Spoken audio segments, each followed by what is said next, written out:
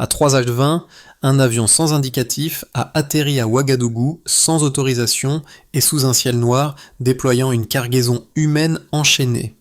Sans passeport ni explication, près de 300 personnes ont été débarquées, révélant une opération nommée Exodus où des vies servent de levier géopolitique et le Burkina Faso figure comme site prioritaire, avec 20 vols planifiés en 60 jours selon des fuites.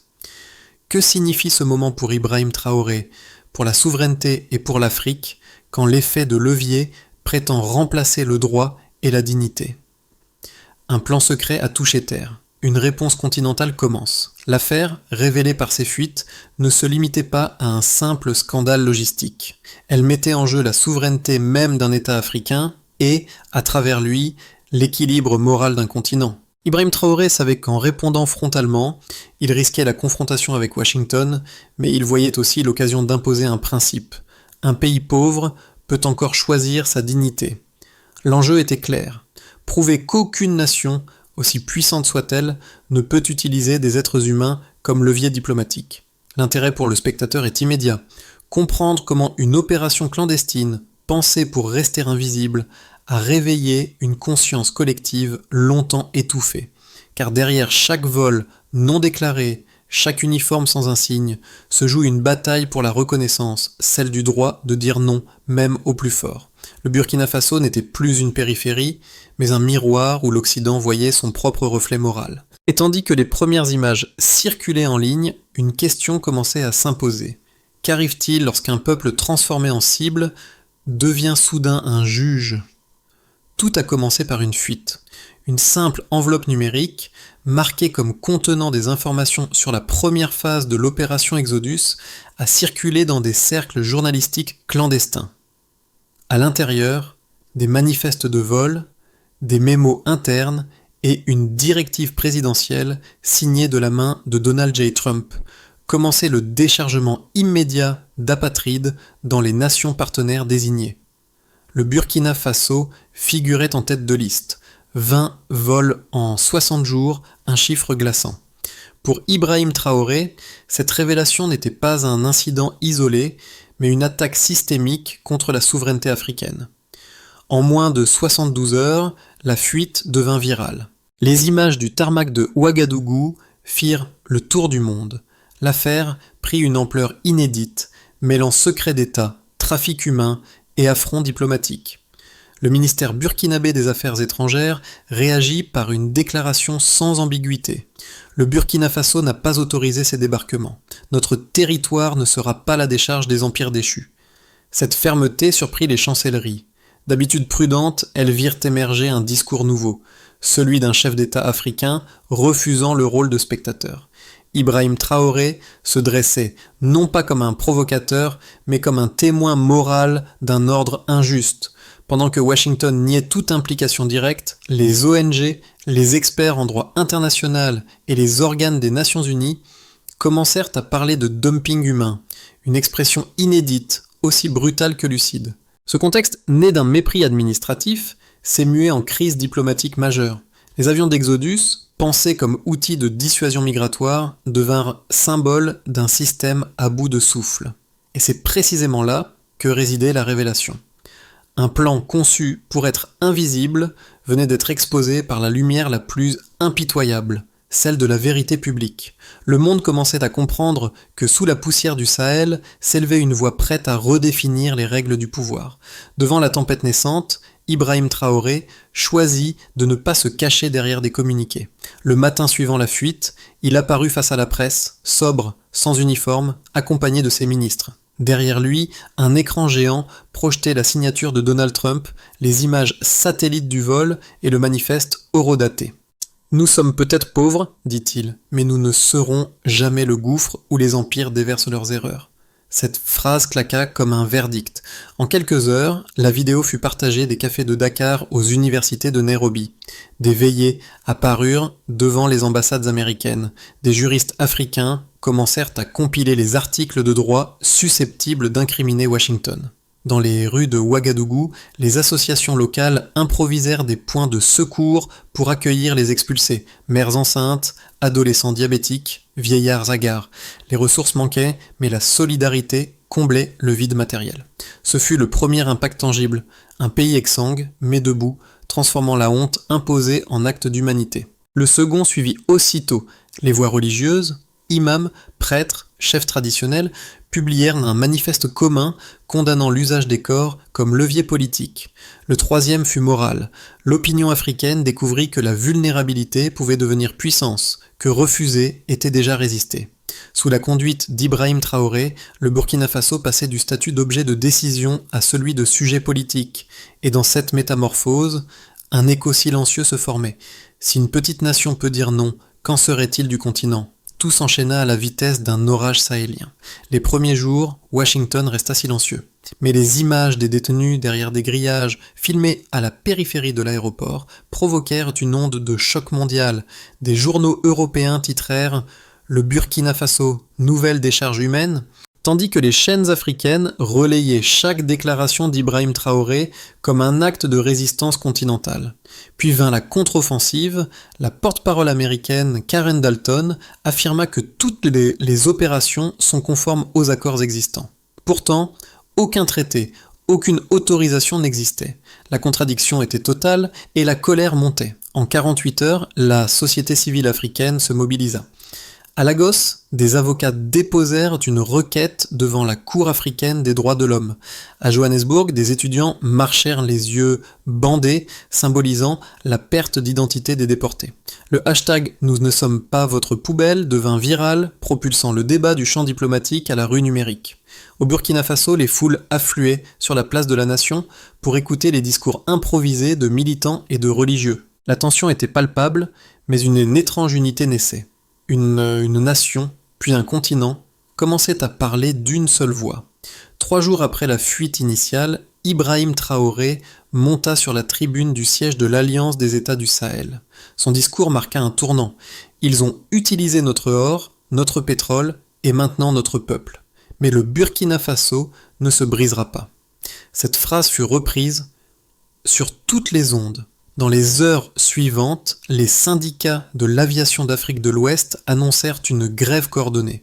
Plus aucun avion lié à l'opération Exodus ne serait autorisé à traverser l'espace aérien africain. C'était un choc diplomatique d'une rare ampleur. Washington tenta d'éteindre l'incendie, mais chaque déclaration nourrissait le feu. Les ONG occidentales présentes sur le terrain furent scrutées. Certaines furent accusées de complicité logistique. Puis survint un élément inattendu. Une vidéo tournée en secret dans un hangar montrait un jeune homme enchaîné, murmurant « Je suis né dans le Bronx, je ne sais pas pourquoi je suis ici ». Ce témoignage humain bouleversa l'opinion. La crise n'était plus politique, elle devenait existentielle. Enfin, au 5e jour, les premières représailles économiques apparurent. Les ambassades africaines à Washington rappelèrent leurs envoyés. Les États du Sahel annoncèrent un audit commun sur les contrats signés avec les sociétés américaines. Un front nouveau, moral et géopolitique venait de naître. Ibrahim Traoré, sans le dire, avait déplacé le centre de gravité. En transformant l'humiliation en résistance, il fit du Burkina Faso un symbole. Et dans le tumulte, une idée germait. L'Afrique pouvait écrire son propre droit. Au cœur de la crise, les données commencèrent à parler d'elles-mêmes. Les documents internes de l'opération Exodus révélaient un plan méthodique. 20 vols en 60 jours, chacun transportant en moyenne 280 personnes, soit plus de 5600 déportés prévus. Le coût logistique total, estimé à 42 millions de dollars, provenait d'un fonds opaque du département de la sécurité intérieure américain, sans approbation du Congrès. Ce premier chiffre démontrait la préméditation. Une opération militaire et non humanitaire pensée comme un levier d'influence. Un deuxième indicateur frappa encore plus fort. Parmi les 300 personnes débarquées à Ouagadougou, près de 70% étaient nés en dehors du continent africain. Des individus apatrides ou non traçables selon les mémos. Autrement dit, le Burkina Faso n'était pas une destination de retour, c'était un site d'élimination politique. Ce pourcentage, confirmé par le Haut Commissariat aux réfugiés, constitua la base juridique de la protestation internationale. L'Afrique entière découvrit que sa souveraineté était devenue un terrain d'expérimentation. Troisième donnée, 48 heures après la fuite, les mentions du mot-clé Burkina Faso augmentèrent de 250% sur les réseaux sociaux mondiaux. Un phénomène rarement observé pour un pays souvent absent des radars médiatiques. Ce pic illustrait le renversement du rapport d'attention. L'Afrique n'était plus seulement spectatrice d'une crise, elle en devenait le centre. L'impact symbolique dépassait la statistique. Le narratif global venait de basculer. Ibrahim Traoré exploita ces chiffres avec prudence mais fermeté. Dans un discours télévisé, il présenta les données, non comme des armes, mais comme des preuves. Chaque vol, chaque minute, chaque silence documente un mépris systémique. Ce langage de la mesure devint un instrument de légitimité. Derrière les pourcentages, il y avait des visages, des familles, des mémoires. Les économistes du Sahel calculèrent alors les coûts cachés. Hébergement, sécurité, soins, logistique. Chaque vol coûtait au Burkina environ 120 000 $ en ressources d'urgence. En 6 jours, le pays avait dépensé plus d'1 million de dollars, soit 2% de son budget humanitaire annuel. Cette charge imposée transforma la compassion en résistance. La charité ne suffisait plus. Il fallait une structure légale pour empêcher la répétition. Ainsi, les chiffres prenaient un sens politique. Ils révélaient la vérité que les discours diplomatiques tentaient de masquer. L'exodus n'était pas un incident, mais une politique. Et c'est précisément ce constat, nourri de preuves concrètes, qui permit à Ibrahim Traoré de préparer la riposte la plus inattendue. Une réponse juridique, continentale et coordonnée. Les nombres n'étaient plus des abstractions, ils devenaient des fondations. Chaque pourcentage ajoutait un argument, chaque coût un principe. Le levier initial se retournait contre ceux qui l'avaient conçu. Face à la montée de la tension, deux récits s'affrontaient. Le premier, défendu par Washington, présentait l'opération Exodus comme une mesure de sécurité légitime. Les États-Unis affirmaient agir pour la stabilité mondiale, prétendant qu'il valait mieux déplacer quelques milliers d'apatrides plutôt que risquer un désordre migratoire global. Les diplomates parlaient de pragmatisme, et mieux vaut contrôler le chaos que le subir. C'était une thèse cohérente, soutenue par certains alliés européens qui voyaient dans ce transfert une extension du concept de gestion externalisée des flux. Le second récit, porté par Ibrahim Traoré et plusieurs juristes africains, reposait sur le droit. Il rappelait que la Convention de 1951 sur les réfugiés interdit explicitement tout transfert forcé vers un pays non volontaire. Dans ce cadre, l'exodus n'était pas une mesure technique, mais une violation flagrante de la souveraineté et de la dignité humaine. Ce raisonnement, appuyé par les Nations Unies, redéfinissait les termes du débat. Il ne s'agissait plus de migration, mais de manipulation. Pour être juste, il faut admettre que le dilemme était réel. Le monde occidental, saturé par ses propres crises migratoires, cherchait une issue. Mais la logique du déchargement humain transformait la peur en politique. Et c'est là que la position burkinabé gagnait en force, elle proposait une morale face à une mécanique. Les analystes les plus neutres reconnaissaient alors que le leadership d'Ibrahim Traoré marquait une rupture intellectuelle. En exposant calmement les arguments adverses avant d'y répondre, il plaçait la discussion sur un terrain inédit, celui de la responsabilité partagée. Sa phrase résonna à l'Assemblée du Sahel. Ce n'est pas un conflit entre nations, c'est un test entre principes. Ainsi le débat se transforma en miroir. D'un côté, la peur du désordre, de l'autre, la dignité comme boussole. Et dans cet équilibre fragile, l'Afrique trouva enfin une voie rationnelle, ferme, mais ouverte. Ils ont utilisé notre or, ils ont utilisé notre peuple. La phrase tomba comme une pierre dans l'eau calme de l'Assemblée du Sahel. Ibrahim Traoré venait d'ouvrir la séance avec 8 mots qui allaient faire le tour du monde. Derrière lui, sur un écran monumental, s'affichait un extrait audio obtenu d'une fuite interne, la voix de Donald Trump, reconnaissable, cynique. Voyons comment Traoré gère 10 000 corps tombés devant sa porte. Le silence qui suivit fut absolu. Cette preuve sonore, irréfutable, brisait les derniers doutes. L'opération Exodus n'était pas un malentendu, mais une stratégie de coercition. Les délégués présents, du Sénégal au Ghana, se levèrent les uns après les autres. Pour la première fois depuis des décennies, les États africains parlaient d'une seule voix contre une puissance étrangère. Ce moment fut un basculement. L'Afrique n'était plus l'arrière-scène du pouvoir, elle devenait la scène même où la vérité se disait. Et au centre, Ibrahim Traoré n'incarnait plus seulement la colère, mais la lucidité, celle d'un continent qui cessait de subir pour commencer à définir ses propres règles. Les répercussions furent immédiates et multiples. Dans le champ national, le gouvernement burkinabé vota en urgence la loi sur la défense de la souveraineté migratoire. Ce texte interdisait à toute nation étrangère de débarquer des migrants sans traité bilatéral ratifié par le Parlement. Les sanctions prévoyaient la saisie des avions, l'expulsion du personnel impliqué et des poursuites pénales. Ibrahim Traoré, en promulguant cette loi, affirmait « Ce n'est pas une fermeture, c'est un bouclier ». L'acte marquait une révolution juridique. Pour la première fois, un pays africain définissait sa propre frontière morale. Dans le champ diplomatique, la réaction se propagea. Le Mali, le Niger, le Tchad et la Guinée adoptèrent des textes similaires.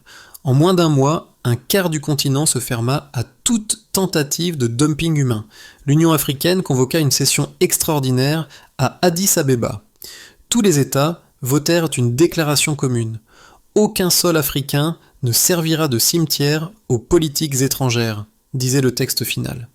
Jamais un tel consensus n'avait existé depuis la création de l'organisation. Dans le champ économique, les répercussions furent plus subtiles. Des entreprises américaines liées à la logistique migratoire perdirent leur contrat d'origine. Les audits ordonnés par le gouvernement burkinabé révélèrent des financements occultes, des équipements biométriques et des centres de détention préfabriqués liés à d'anciens contractants militaires. Ces découvertes entraînèrent une vague d'arrestations et le gel de comptes étrangers. Le pays, d'ordinaire dépendant de l'aide internationale, affirmait désormais son autonomie par la transparence. Enfin, dans le champ social, l'élan fut sans précédent. Des organisations religieuses, des universités, des syndicats unirent leurs voix pour créer un fonds africain pour la dignité. L'objectif ? Transformer les victimes en résidents ayant droit, reconstruire l'accueil sans soumission. Cette solidarité transversale cimenta un sentiment d'appartenance inédit. Les manifestants ne réclamaient plus seulement la justice, ils exigeaient le respect. Au milieu de cette recomposition, Ibrahim Traoré devint, malgré lui, le symbole d'un réveil. Son nom franchit les frontières, cité dans les débats parlementaires européens et repris dans les campus américains. Le Burkina Faso, petit pays enclavé, était devenu le cœur battant d'une réforme éthique mondiale. Les conséquences ne se mesuraient plus en sanctions, mais en conscience. Ce que les États-Unis avaient voulu comme un test de puissance s'était transformé en leçon de dignité. Et dans chaque ville du Sahel, une phrase s'affichait sur les murs. On ne déporte pas la dignité. À mesure que la crise s'enracinait, 3 trajectoires se dessinèrent autour du Burkina Faso et du leadership d'Ibrahim Traoré.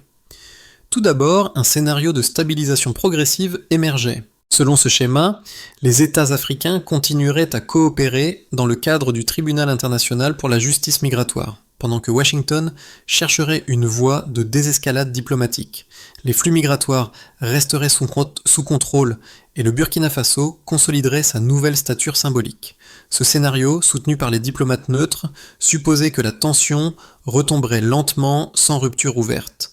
Ensuite, un scénario plus optimiste imaginait une intégration juridique africaine renforcée.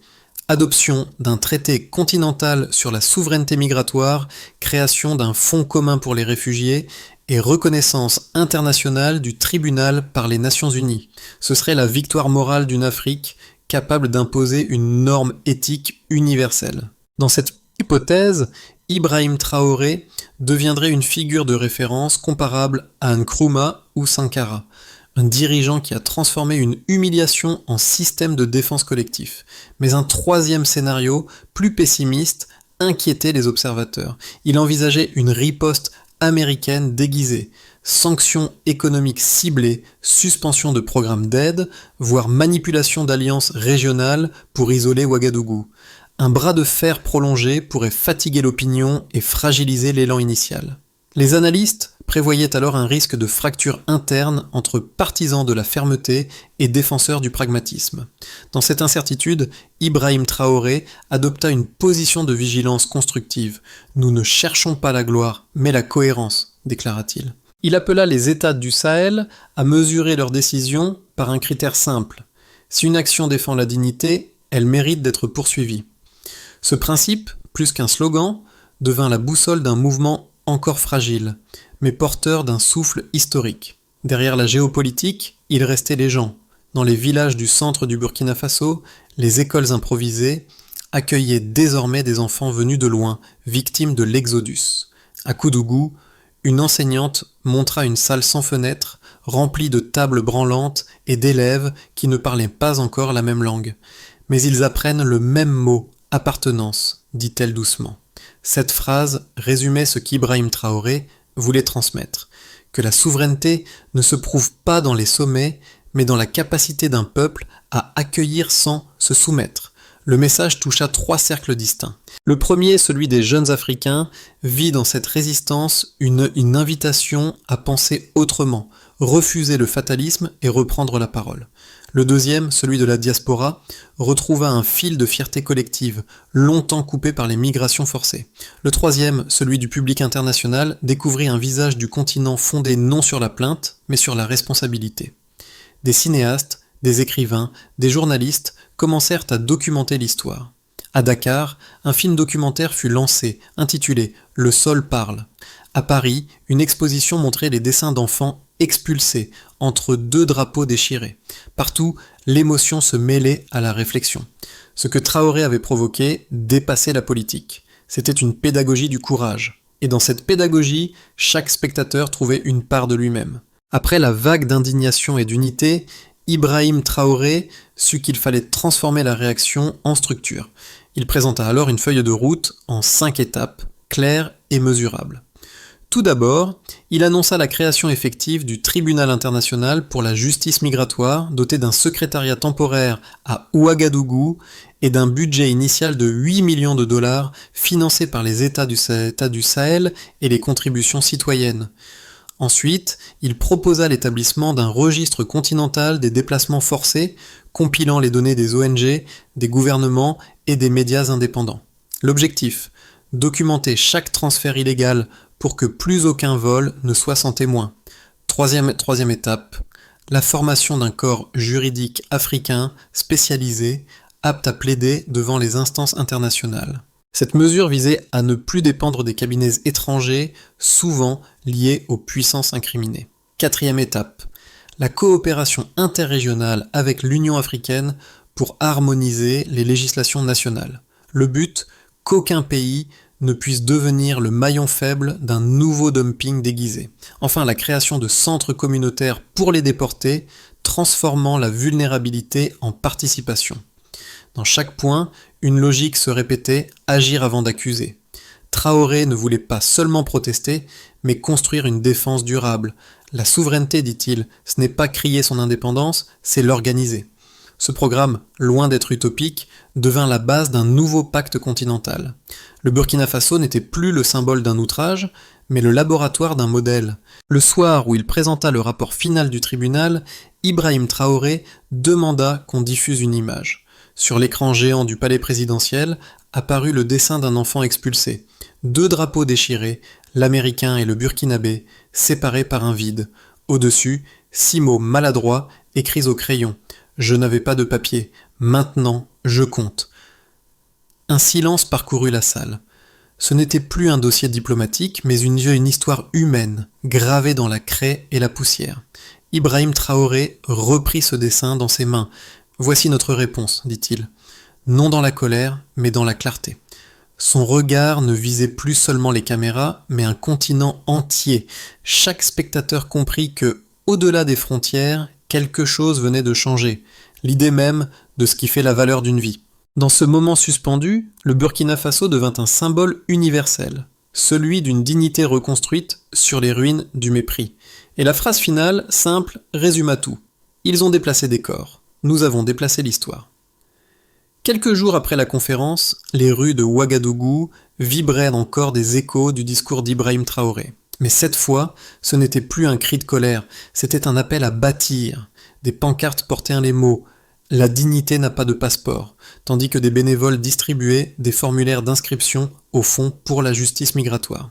L'élan était devenu collectif, presque organique. Ibrahim Traoré parla une dernière fois d'une voix posée. « Nous avons transformé la honte en structure. Maintenant, c'est à chacun de veiller. » Son message dépassait le Sahel. Il s'adressait à tout citoyen du monde fatigué de l'indifférence. Car l'histoire de l'Exodus n'est pas celle d'un pays contre un autre, mais d'une humanité cherchant à se regarder sans détour.